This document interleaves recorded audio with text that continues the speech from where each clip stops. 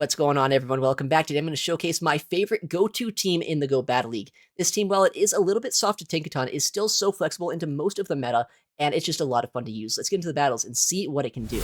All right, let's get right on into it. First game of the day, Lapras as our lead into a Chestnut. We don't have Ice Beam here, but Sidewaves are super effective, but I mean, then again, I don't want to stay in that matchup. We have two better matchups into that Chestnut in the backline, but our opponent, for some reason, actually swaps out at the exact same time as us here into their own Shadow Drapion. I guess maybe they have another better answer to Lapras in the backline, or maybe they're trying to bait something out. It's going to be interesting to see what their final Pokemon is going to be in this game.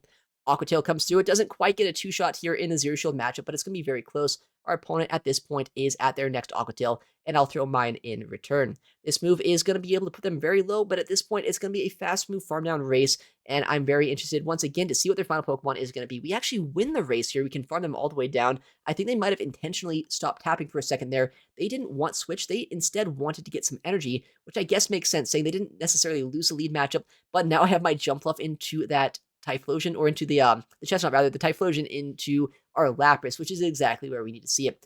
Sidewave is adding up quite a bit against this Typhlosion here. In comes a Sparkling Aria, likely drawing their first shield, and I think at this point, as long as I am very smart and methodical with my timing, I should be able to win this game, but if I give over a full Incinerate, this could be a little bit bad. All right, we are going to take a second charge move here, but that is what shields are for. Thunder Punch is going to be able to get our second shield. Sparkling Aria is well going to be thrown. I don't know if our opponent's going to shield once again. I mean, they kind of have to, right? The only way they ever take out our Jumpluff is if this Typhlosion is alive. But the thing is, they need way too much energy. They need to knock out both our Lapras as well as our Jumpluff with that Typhlosion, because at this point now, I'm going to be able to overfarm against this Chestnut, go for Aerial Ace once against this, and have an Ace once again for their Typhlosion. I have energy on Lapras, so even if they one-shot us with that Blast Burn that they have loaded in the backline, it's not really going to matter. I have the Sparkling here, I have the Ace, and since they did not have back-to-back charge moves, they have to try to overfarm. Aerial Ace will be enough to knock out the Typhlosion and take us the win in the first game of the day. All right, next game here, Lapras into Azumarill. This matchup is a little bit better for us, mainly because I have Skull Bash, but it is still pretty neutral. Sidewave is adding up over time. Skull Bash going to be thrown here. They can go for a Play Rough before Skull Bash, but they actually opt not to. Maybe a bit of a miscount by our opponent here. If they do have Play Rough, they probably should have thrown it before I boosted my defense stat. They do throw a charge move, so I mean, maybe it's Ice Beam Hydro Pump, but I mean, if that's the case, why would you stay in this matchup? And they do have Play Rough, so I guess just a bit of a misplay by our opponent here. Always throw the Play Rough immediately if you're the Ozu. Make sure you get it off before that defense boost, because I think a lot of Lapras right now are running Skull Bash. Play Rough comes through. It does put us into the red after the bubble damage, but I mean, we still have so much energy on our Lapras. We are going to be forced into throwing a Skull Bash to finish off this Ozu, but I think it's worth it. We're going to have +2 to our defense stat, as well as a lot of energy for the backline. They come with a Charge Bug. I don't really want to give a farm down over, and they're a bit slow on this counter swap to the Shadow Kanto Marowak. This is not necessarily the best matchup to be in, but I think at this point we are going to have such a big energy lead that we can actually get to 2 charge moves before they're going to be able to knock us out. I actually waited a turn, got a CMP, it looks like, against a Bone Club here. Our opponent likely not too happy with this play. This means now I'm going to be able to get a shield as well as a lot of damage into the Shadow Kanto Marowak. Either farm them down with our Shadow Jumpluff, or maybe just go for an Aerial Ace at this point, get a guaranteed knockout against this pick, and then our Shadow Jumpluff as well as our Lapras should be able to close out the endgame against that Charger Bug. Aerial Ace being thrown, does not get a shield here from that Marowak here, and now Charger Bug, while it is going to have a decent amount of HP on it, does not have enough energy to spam out enough charge moves to knock out our Shadow Jumpluff. We also have 2 shields to hide behind. They only have 1. Acrobatics, if you've never seen how much damage this does to a Charger Bug, nearly one-shots them from this range. I think they do survive, but not too well. We can go now for this next charge move after they throw theirs, and because Charge Bug is not spammy enough to get all of our shields as well as another attack against us, Jumpluff can get this Acrobatics, knock them out, or come very close to it. Acro being thrown, our opponent goes for the no shield because they don't have any shields left, I guess. But the move lands there. We're able to Sidewave and Fairy Wind them down from this range. Discharge being thrown, not quite enough here when I have a shield remaining. All right, next game, going to see Lapras as our lead into a Shadow Blastoise, actually. Very interesting matchup here. Also a little bit scary, saying Shadow Blastoise with Rollout is super effective into us. But the thing that I like about this matchup is while they will outpace us to that first charge move, I can shield up this attack. And despite the defense increase, our passive pressure is still going to be the exact same into them. Skull Bash is going to increase their defense stat, but I still do 2 damage per turn with our Psywave, which means that their health is still going to be lowered very quickly. Skull Bash does get a shield back from them here, and the thing is, this matchup is very neutral. I will get outpaced to these Skull Bashes, as you will see, but I think I'll survive at this point, potentially get a knockout. I guess after this defense boost, I don't think I'll knock out with the Skull Bash. Like a 1 HP survival, very risky play there to no-shield that move, but we did survive. we can bash them, and they get like a 1 HP survive too, so about as neutral of a matchup as it gets. I can either Poison Sting or Fairy Wind down. I feel like Poison Sting energy is going to be just a little bit more impactful. Our opponent comes in with a Claydol, a Pokemon that I do have my Shadow Jump left to counter, but I know as well this Crunch is going to put quite a dent into this Ground-type Pokemon. In comes a move, and our opponent does end up letting that attack go, and they are staying into our Shadow Jump left when it comes in. I'm going to shield up this move. They did potentially build up to an Ice Beam here. I don't want to get one-shot. Our opponent does full send, and in the back line, is going to be a Shadow Jump Fluff. This is a fantastic spot to be in. I have a huge energy lead here. I have a Shadow Drapion that also should be able to close out this end game. They wasted all the energy on that Claydol, and no matter what here, I know I can survive an Acrobatics on our own Shadow Jump Fluff, even if they end up having the Nuke move. They do have the Nuke, but we survive, as I was saying, and we can throw yet another Acrobatics into their Shadow Jump Fluff. This, once again, won't knock them out either, but I think I can Poison Sting down, and Shadow Drapion should easily be able to knock out that Claydol with either an Aqua Tail or a Crunch. In comes Claydol. They used all their energy against our Shadow Jump Fluff earlier on this game. Aqua Tail coming through. It will knock them out and take us the win here. GG to our opponent. Very fun team. All right, next game, Lapras as the lead into a Shadow Dragonite, a matchup you'd expect Lapras to win, and it's not bad for Lapras necessarily, but since I'm an Ice type without a lot of Ice type fast move or charge pressure, it's actually a lot more neutral for Dragonite than I'd care to admit. I go instantly for the Sparkling Aria. We do get a shield from our opponent despite the resisted damage. I think we all know Shadow Dragonite is one of the squishiest Pokemon in the game, so they are forced into a shield. We're going to shield up a Dragon Claw ourselves, knowing that it would do quite a bit of damage. We go for the Sparkling Aria, and they catch on, I believe that was a Blastoise. That's a little bit awkward for us to face down against. Let's see if we have any chance against this. I'm going to overfarm once again. I know that with the amount of damage I've got into them, there's a good chance Acrobatics could knock them out here. But because of a potential defense increase on a Skull Bash, maybe it could be a little bit worrisome. They do go for Skull Bash here. It does increase their defense stat, and now Acrobatics going to be thrown. This should be able to maybe knock them out, but if they survive, that is not ideal. They no-shield. They do survive the move actually fairly easily. They get to a Hydro Cannon as well, which means now I'm going to be very low on HP, but I think I can still get the farm down. They swap back into Shadow Dragonite, just barely don't reach the Aerial Ace, which is honestly kind of tragic. They have so much energy on the Shadow Dragonite. I'm not sure how I can finish this Pokemon off. In comes our Lapras. We get a one-turn lag. It doesn't necessarily matter here because I wouldn't reach, or I wouldn't win CMP against the Dragonite anyway. But this is so bad because they can also just do so much fast and pressure into our Shadow Dragonite, or Shadow Drapion, that is, and get a shield from us here. Only chance to win this game at this point is if they are extremely weak to Shadow Drapion in the back, but I doubt our opponent is. They probably have at least some sort of neutral answer to us here. Yeah, Azu, not what I want to see. GG there to our opponent. Our next game, a Lapras into Lapras, the mirror matchup here. Let's see if they're running Skull Bash as well. If they are, then this matchup is very neutral and also kind of dependent on who wins CMP. But if they are not running Skull Bash, then this matchup is fantastic for us. I'm going to instantly throw the charge move. Our opponent is staying in here, but they did not CMP, which makes me think they are probably not running the charge move. They come in with a Furret, which is actually a little bit of an awkward Pokemon to see. I'm going to attempt to catch a Trailblaze. Does not quite work in our favor, but we're still in a very solid position. I can survive these charge moves. I know at this point that an Acrobatics here will come through and basically knock them out or put them into a Fairy Wind down range, and these Swifts are not doing too much to us in return. And comes a Swift number 2, not enough to knock us out here. Acrobatics being thrown. Is it enough to knock out? I think Furret should be able to survive from this range, but it will put them fairly low into a range now where I can shield and Fairy Wind them all the way down. But they do have a lot of energy on that Lapras. That right now is what's concerning me because that Lapras energy could be Ice Beam, it could be Skull Bash, it could be honestly anything at this point. But I do have so much energy here on my Shadow Jump Fluff. I don't know what's going to come in, but I do know I have an Acrobatics loaded. I'm going to throw it here instantly and see what we can do. Pinkaton is actually what gets brought in here, a Pokemon that my team is a little bit soft into. In fact, I have my Lapras at this point that's already pretty chipped down. They come in, or they shield the Acrobatics rather. I come in with my Lapras, which should be able to go for some Sparkling Arias, and it will do a solid 35-40% of their HP. Psywave as well is going to add up over time. I would love to see a no-shield here, but this is going to be a little bit awkward depending on what they do with the energy on both this Tinkaton and that Lapras that they have in the backline. They go for a charge move here. I might be able to survive a Play Rough, but it would be way too close for comfort right now. I shield up the attack. Play Rough does end up coming through, and they combo play us. Do they actually have Skull Bash? They went for a combo play very confidently, but it's on a Sparkling Aria, so we do survive the move. We save our energy on our Lapras, and we can come in with our Shadow Drapion. This is such an awkward spot to be in because that Tinkaton in the backline still has a bit of health and a bit of energy on it. Lapras as well is still extremely loaded on energy, so maybe they can outpace us before I get to another crunch. I'm going to bait with an Aqua Tail just to get any sliver of hope that I can have in this game. But yeah, they do end up going for the outpace here with the Sparkling Aria. I think my win condition at this point is over farming perfectly with our Lapras. We know at this point they are completely energy dry, but they are only one Fairy Wind away from a potential Bulldoze on this Tinkaton. We throw right when we see it come in. We CMP, we knock them out. Can I reach a Sparkling before getting knocked out by Sideways? Just barely. I can outpace them and knock them out here. Very, very close game, but GG to our opponent. Very well played, and a good showcase that Tinkaton is not the end of the world for this team. All right, next game, Lapras as our lead into, well, there, speak of the devil, Tinkaton in the lead this time. Probably our best spot that we can see it, though. Sidewave, while it is only doing 1 damage per turn, always adds up against these Pokemon, so it's going to be able to whittle them down slowly into range where 2 Sparkling Arias could knock them out.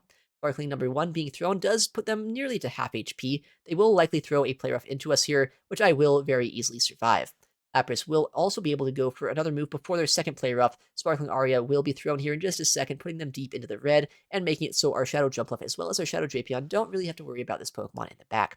Sparkling ends up landing, and honestly, with the amount of damage we've done here, I think maybe going for a shield and a Sidewave down could be a good idea.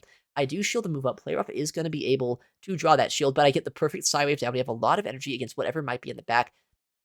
Altaria? Okay, not a Pokemon I want to see. I could have Ice Beam. They might shield this move up. They don't. Okay. I wish I did have Ice Beam. I would have one-shot them. With that said, we have our Shadow Drapion safe swap here. We end up baiting out a Dugong. Honestly, this game is kind of scuffed, but I think it's pretty winnable at this point. We can go for a lot of crunches here. We have the energy lead. We also get a defense decrease, which is fantastic, and they throw on very bad timing, meaning we get a full Poison Sting for free. In comes an Icy Wind, almost certainly. Oh, they Drill Run us. They don't even get greedy here, but honestly, by not going for the Icy Wind, now I'm going to do so much extra damage here. I guess Crunch after that debuff is probably still enough to knock out, even if I was debuffed. But our opponent, they get debuffed again. Love to see that. And another Crunch coming through. Dugong is going to go down if they opt to no-shield this move. I did land that Skull Bash against him. Triple debuff. Fantastic stuff. Wasting all my luck here in this matchup. Love to see that. In comes the Altaria. Once again, though, we should be able to survive a Sky Attack from this range. Honestly, we have a Crunch in the backline as well. And since we can survive this, go for back-to-back Aerial Aces as well. There's just no way for this Dugong to win this game. Area is going to come through. It will knock out the Altaria, and I think as long as this Dugong doesn't have 1,000 energy, we can just knock them out here with this Ace, and then potentially win the game with our Shadow Jumpluff knocking out an Ice-type Pokemon. Alright, next game here, you're going to see Lapras in the lead, up against a Shadow Jumpluff. This is one of those matchups where actually having Ice Beam is very helpful, so not having Ice Beam here does put us at a bit of a disadvantage, but, you know, we don't need to tell them that we don't have Ice Beam, right? We can always bluff the charge move here. Oh, they just made a nice catch, though, on a Jellicent. It looks like one of the worst Pokemon for our Lapras to see. And I mean, now they've drained a lot of our energy here. Our Shadow Drapion's going to try its best to neutralize this Jellicent, but man, I do wish I had that energy. I guess it's not like I even have Ice Beam in the back anyway, so I guess it doesn't matter that much. I mean, it's always just a good catch by our opponent here. And Shadow Drapion, honestly, maybe with that chip damage of that Sparkling Aria can knock them out with a Crunch. Just barely we are able to. I'm sure that was like within a couple HP and not knocking out there. But Shadow Drapion putting in enough work here to also reach a charge move against this Jumpluff.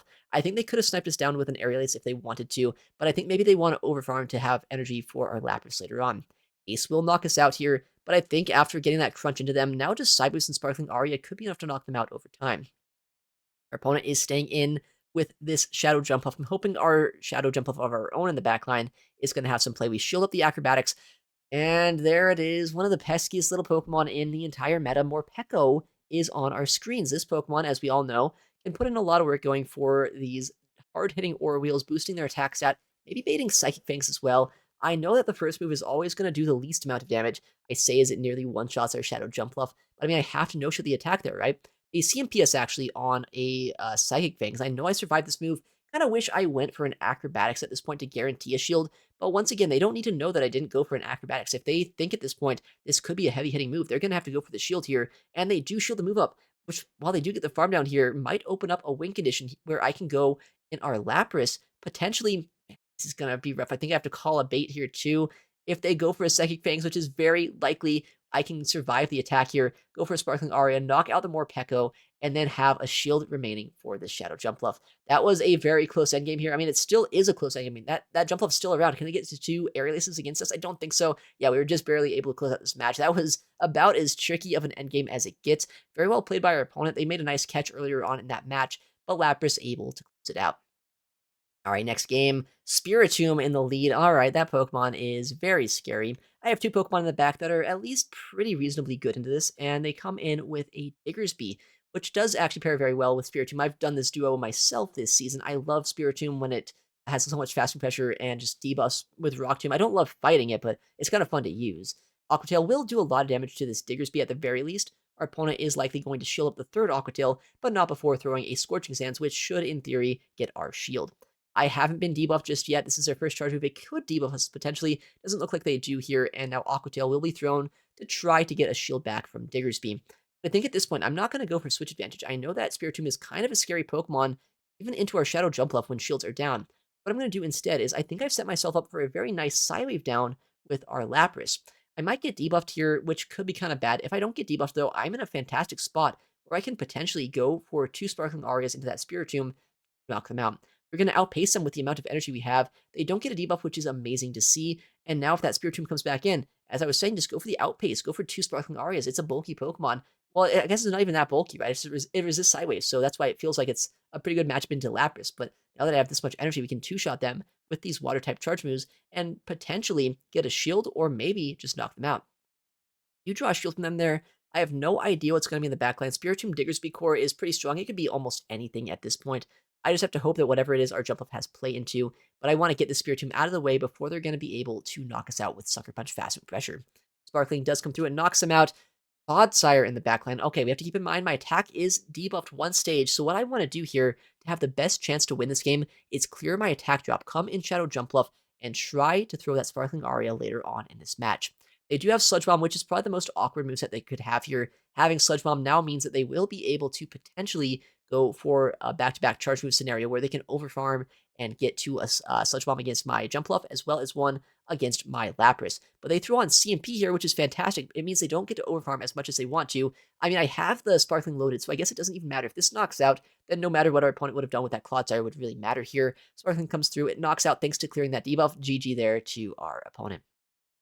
Next matchup here, we've seen this matchup quite a few times today. Lapras does not necessarily want to fight Tinkaton, but it's a much better matchup than either a Shadow Drapion or our Shadow Jumpluff. So I'm very fine to stay in here, go for 2 Sparkling Arias in the Zero Shield matchup. Maybe shield and farm down if it looks like I can, but if it's a bulky Tinkaton, maybe I can't. So we'll see how we can play this matchup out. Flare of coming through, it does put us not quite to half HP, but the next couple of Fairy Winds here will be enough to make it so 2 Play Roughs will be a 2-shot. In comes our next Sparkling. This will do a decent amount of HP to this Tinkaton, put them deep into the red. And at this point, if they throw a Play Rough, it will knock us out, but it will not be enough here to necessarily make it so this Tinkaton has enough HP and enough energy for our backline Pokemon. I come in with our Jump Up here. I'm going to build up a lot of energy. I look like I lagged a turn, actually, which is not ideal to see, but I guess that's just classic Go Battle League action right now. I can no-shield this, and I think now just kind of get energy across the board, come in with our Shadow Drapion. They come in with a Furret to counterswap our Shadow Drapion here. Furret, if you did not know, is not an answer to a Dark-type Pokemon. Sucker Punch, Faster Pressure is very much resisted. I have no idea what's in the back, but I mean, if a Furret came in here, I have to imagine that our Shadow Drapion has play in the back. I'm going to shield up a Swift and hope at this point that just getting as much energy on Drapion as possible will be the play. I think an Aqua Tail would have knocked out. I'm fishing for a debuff just in case they do end up no-shielding, make it an easier farm down, but they do end up letting that move through. What are they going to come in with in the back? It's a Shadow Feraligatr, actually, a Pokemon that does have the potential to win this endgame matchup. They have to make a catch to be able to win this, or potentially call a bait by me, but they do end up shielding that move up here, and now in comes a Hydro Cannon to knock out our Shadow Feraligatr. I know I have a lot of energy on our Jumpluff in the backline, and a Crunch here likely going to be able to get a guaranteed shield. Try to do a wait a turn, but the game just doesn't visually update sometimes, which is fantastic to see. It means now it's a guessing game on when I'm going to swap out. Our opponent must have thought I had a bit more energy than I did, though. Able to Fairy Wind down the rest of that Tinkaton, go for an Acrobatics against this Shadow Feraligatr, and take the win here in a bit of a tricky endgame. GG to our opponent. Next game, Lapras into a Talonflame. All right, well, this is not a bad lead matchup necessarily, but I mean, I've used Talonflame myself a little bit this season. It's a Pokemon that actually has a decent amount of play into Lapras if you can get it an energy lead. Our opponent comes in with a Linoon. That's a Pokemon. That's not Furret. I thought this was a Furret when I saw the typing here. It's kind of similar to Furret, though. It has Shadow Claw instead of Sucker Punch, but it also has Grass-type Charge Move Pressure, as well as Swift as their charge move. So it's a little bit spammier, has a little bit less faster pressure, but it's a very cool Pokemon. Swift number 2 coming through. I should be able to survive this attack. Not well, but I can survive it and get to another Aqua Tail here. I guess maybe I should be fighting for Switch just a little bit more than I am right now, because it looks like they might be able to flip Switch advantage, get their Talonflame away from my Lapras and potentially onto my Jumpluff. With that said, I mean, energy lead on Shadow Jumpluff is going to be potentially helpful as well. I'm going to try our best here to build up energy and use our Lapras in the backline to maybe win the endgame. Our opponent, interestingly enough, swaps back into Talonflame. I do wonder what that means is in the back right now. Maybe they're trying to bait out my Lapras once again to knock it out. Maybe they have another Lapras weakness, maybe like a Clodsire, which could be pretty bad if they are making that call. Comes a charge move. I don't necessarily want to get one shot by a Brave Bird, so we shield up the attack. Our opponent at this point going to force me to throw energy as well if I want to knock them out before they can get to a second charge move here. So going to knock out this Talonflame. But now that Lanoon likely comes back in, goes for a Grass Knot against us, and puts us very low. Yeah, that's exactly what's happening right now. Lanoon does come in. Grass Knot a little bit heavier hitting than Trailblaze from something like Furret. Means now we are deep into the red. Speaking of Furret, I guess in the backline here, Furret is going to be shown, and I'm going to go for an Aerial Ace bait. I know at this point we need an ace plus an acrobatic, so as long as I can bait once properly here, which it looks like we do on the first charge move, we should be in a good spot to win this game. I need to make sure they don't make a catch. As long as no catch happens now, this game should be ours. Acrobatic's going to be thrown in just a second. I have my Aerial Ace as well loaded up back to back. I can throw the Acro and then the Aerial Ace and win this game. I don't think the switch clock is up just yet. Our opponent does CMP us, but because Jumpluff is bulky enough to survive this Swift, we should be able to win this game. Swift comes through. It does not knock us out. Aerial Ace being thrown. This will knock out the Furret, and I can Psywave and Fairy down the rest of that Lanoon. Lanoon comes back in here, but not enough HP to even knock out our Jumpluff. GG to our opponent. All right, next game, Malamar in the lead. Not a great lead matchup here, but I can save swap my Shadow Drapion and try to kind of dance around this matchup potentially. Our opponent does instantly go for a Superpower and likely going to see a swap out here in just a second. Superpower would not have one-shot us, but I mean, I kind of have to go for that shield, right? Superpower is such a strong move. I'd be very low. I'd be in quick attack downrange, but now I'm in a very precarious spot where Diggersby as well can drain all of our energy here, get to a Scorching Sands before I can even get a shield from them. And if I want to get anything out of this matchup, I kind of have to go for a double shield before they have shielded even a single time. This is where Shadow Drapion shines. I'm able to chip down the Diggersby so much at this point that maybe I can Psywave down. We kind of did it to the Spiritomb earlier today, right? Where we were able to get a full Psywave down and use the energy against a Pokemon that generally is not great for Lapras. If I can do that once again here, then maybe we can still be in a good spot. I do reach this Aqua Tail here. It will either get their second shield or a knockout against the Diggersby. Looks like they do want switch advantage, and we have set ourselves up a very nice Psywave down on our Lapras. If we get debuffed, I'm a little bit sad here because the debuff's going to make it so 2 moves from my Lapras will not be enough to two-shot the Malamar. But if we dodge the debuff at this point, we're going to get just enough energy to outpace them. This could be the perfect scenario. Our opponent throwing a charge move, it's going to be that Scorching Sands, and we get debuffed, which is not ideal. But I mean, it's still not the end of the world, right? We can clear our debuff and potentially use that matchup later on. And the final Pokemon, a Shadow Jumpluff. It seems like at this point the game is going to be over. Acrobatics is not going to one-shot them, but because I have cleared my debuff, they've wasted all the energy on that Malamar against my Drapion earlier this game. This game should be ours.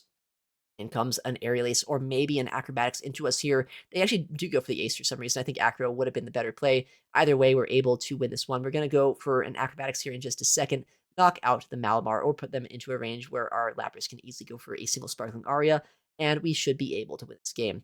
Fairy wins at this point, enough damage to knock out the Malamar, and we are able to win it. GG, our opponent.